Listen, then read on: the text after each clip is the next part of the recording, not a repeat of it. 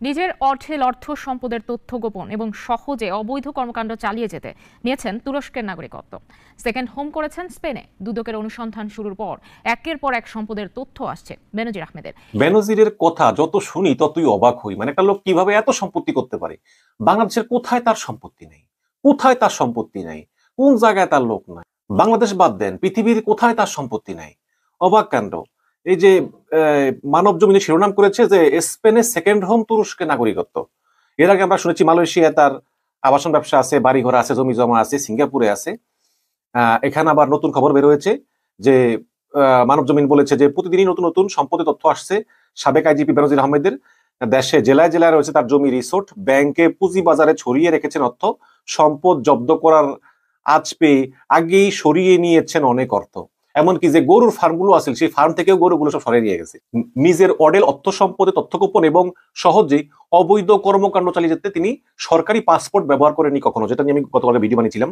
তথ্য গোপন করে সাধারণ পাসপোর্ট নিয়ে ঘুরেছেন দেশে বিদেশে, সম্পদও করেছেন দেশে দেশে। অবসরে যাওয়ার পর তুরস্কে নাগরিকত্ব নিয়েছেন 5 কোটি টাকায় এবং স্ত্রী জিশান মির্জার নামে সেকেন্ড হোম করেছেন স্পেনে।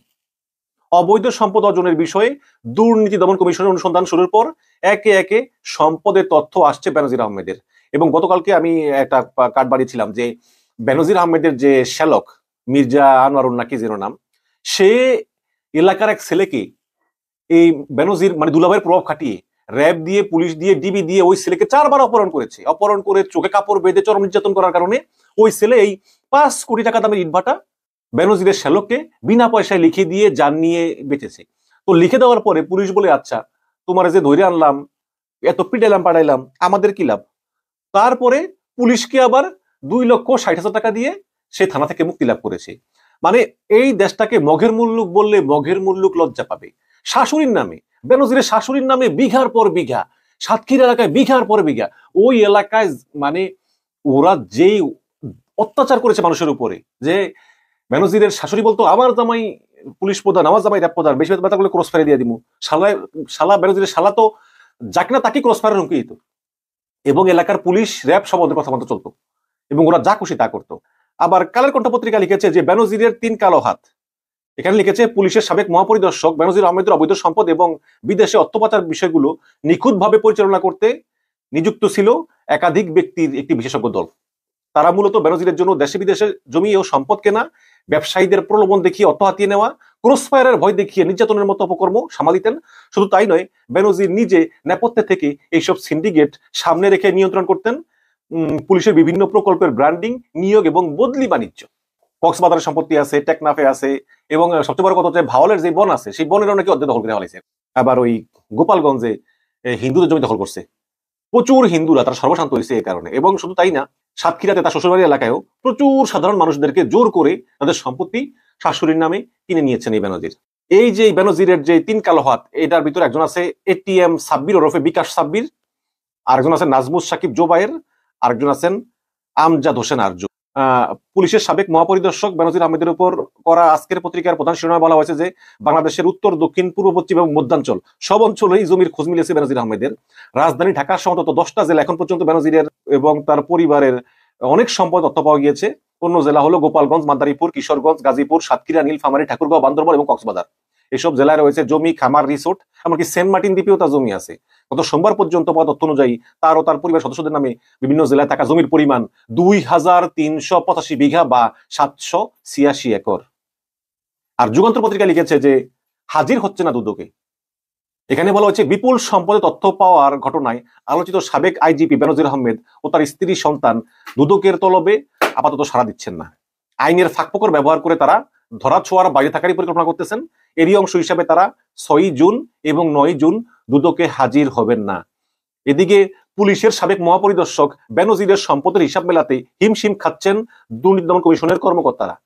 3 দফায় প্রায় হাজার হাজার কোটি টাকার স্থাবর সম্পদ ক্রয় অবরুদ্ধ করার পরও নতুন নতুন করে সম্পদ তথ্য পাওয়া যাচ্ছে, কিন্তু ইতিমধ্যে দুদকের কর্মকর্তারা হয়রান হয়ে গিয়েছেন। আর কত সম্পদ জব্দ করা যায়? যতই জব্দ করে ততই নতুন নতুন বের হয়। তারা বলেছেন যে অনুসন্ধান টিমের 3 সদস্যের পক্ষে দ্রুত কাজ শেষ করে বেনজির ও তার পরিবার সদস্যদের আইনের মুখোমুখি করা সম্ভব না, কারণ সদস্য মাত্র 3 জন। এই কারণে দুদক কর্মকর্তাদের দিয়ে আরো কয়েকটি সাব টিম গঠন করে অনুসন্ধান কাজ চালিয়ে নেওয়া প্রয়োজন। তো এই হচ্ছে গিয়ে দর্শক অবস্থা। এই বেনজিরের বিরুদ্ধে আমরা অনেক ভিডিও বানিয়েছি এর আগে, কিন্তু এত সম্পত্তি করছে জানি না, কিন্তু আমরা মনে করেছিলাম যে বিদেশে টিদেশে কয়েক হাজার কোটি টাকা আমাকে আছে আর কি সালামের মতো। তখন আমরা দেখতাম যে বেনজিরের বিরুদ্ধে কোনো কথা বললে আওয়ামী লীগের লোকজনরা প্রতিবাদ করতো, যেন সে আওয়ামী লীগ করে, অথচ একজন সরকারি কর্মচারী পুলিশের প্রধান, সে কিন্তু আওয়ামী লীগের কেউ না। এবং আমরা দেখতাম যে সময় টিভি এবং ৭১ টিভি তারা নির্লজ্জভাবে বেনজিরকে ব্যাকআপ দিত। তো এখন তো দেখলেন যে কি অবস্থা। আমরা কিন্তু যারা সোশ্যাল মিডিয়াতে আছি বা আমরা যারা বিদেশে আছি, মানে বিদেশে বসে আমরা যারা অ্যাক্টিভিজম করি, আমরা কিন্তু সবসময় বেনজিরের প্রতিবাদ করতাম। এবং সে যে এই সম্পত্তিগুলোর মালিক হয়েছে গুম খুন করে তো স্পষ্ট। বিশেষ করে তাকে যে নিষেধাজ্ঞা দিল আমেরিকা, যে কাউন্সিলর একরাম, এই কাউন্সিলর একরাম কিন্তু সে ওই টেকনাফ এলাকায় সে বদির যে ইয়াবার ব্যবসা বাণিজ্য ওগুলা কিন্তু সে বাধা দিত, যদি আওয়ামী লীগ করতো, কিন্তু লোক ভালো ছিল। কিন্তু এই কারণে এই বেনজির লক্ষ লক্ষ টাকা খেয়ে এই কাউন্সিলর একরামকে ক্রস ফায়ার দেয়। এবং কাউন্সিলর একরাম তার মেয়েকে ফোন করেছিল, মেয়ে বলেছে বাবা তুমি কাঁদছো কেন, আমাকে এখন ক্রস ফায়ার দিয়ে মেরে ফেলাইবো, এই জন্য কাঁদতেছি। তারপরে দ্রাম দ্রাম বন্দুকের আওয়াজ, এগুলো তো দেখেছি রে ভাই। ৬০০টা গুম হয়েছে, ৬০০ গুমের ভিতরে লাশ পাওয়া গেছে, তারপরে ফিরে আসছে, কিন্তু ৮৬টা কেসের এখন মীমাংসা হয় নাই, যেগুলো হিউম্যান রাইটস ওয়াচে আছে, এগুলো তো দেখেছি। তো এই সব মিলিয়ে বাংলাদেশের ইতিহাসে আমরা আসলে ওই যে প্রথম যখন নাসিম দুর্নীতি শুরু করলো, স্বাস্থ্যমন্ত্রী নাসিম, পদ্মা দুর্নীতি, আমরা চিন্তা করলাম আরে বাবা এত দুর্নীতি, কিন্তু একটার পর একটা দুর্নীতি আসে, আমরা আরো অবাক হয়ে যাই, আরো অবাক হয়ে যায়। এখন এই বেনজিরের এত অবাক হয়েছি আসলে, মানে এইরকম দুর্নীতি বাংলাদেশে এর আগে আমরা কেউ দেখি নাই। এবং এই সম্পূর্ণ সুযোগ কিন্তু শেখ হাসিনা দিছে।